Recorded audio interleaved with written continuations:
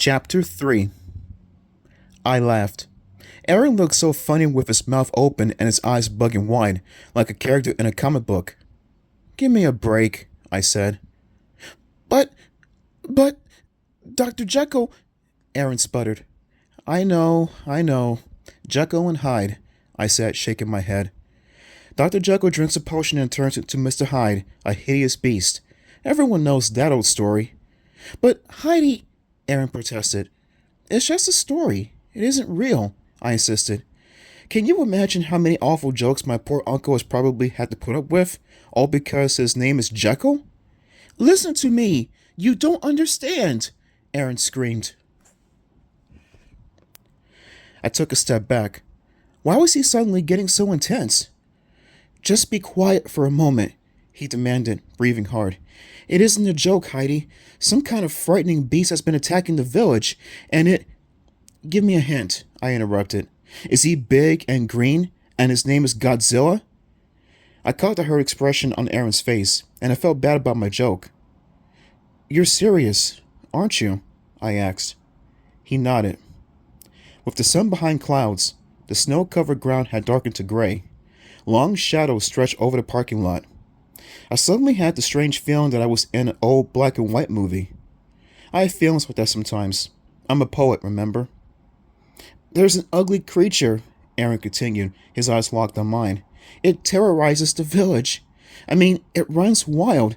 It wrecks houses and stores, and it hurts people. What's that have to do with Uncle Jekyll? I asked.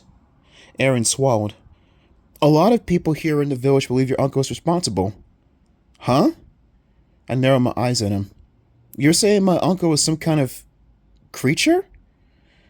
He might be, Aaron replied, his voice growing shrill. Or he might have created the creature. He's a scientist, right?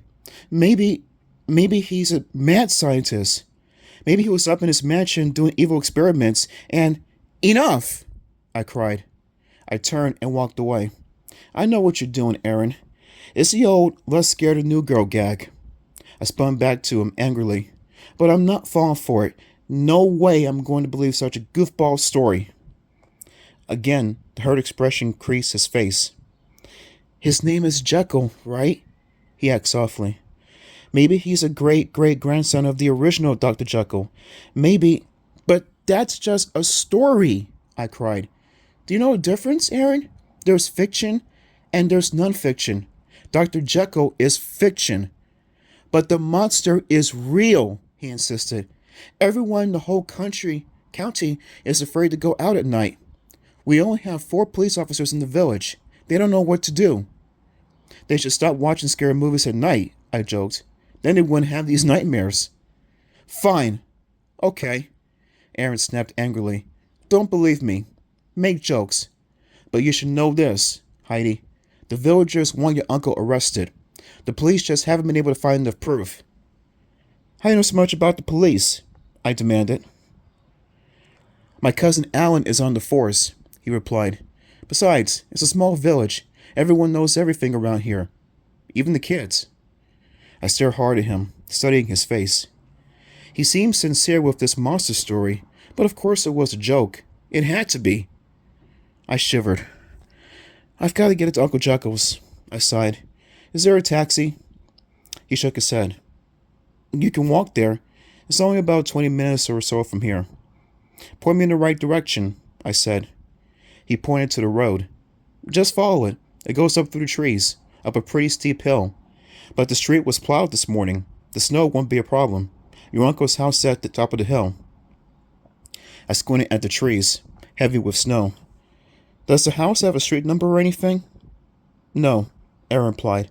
But you can't miss it. It's a huge mansion. It looks like an evil castle in an old horror movie. Really? Yes, I kind of remember it, I said. Then I had an idea. Can you walk me there? Can you come with me? Aaron lowered his eyes to the ground. I can't, he murmured. He grabbed my arm. Please, Heidi, you understand, right? I don't want to die.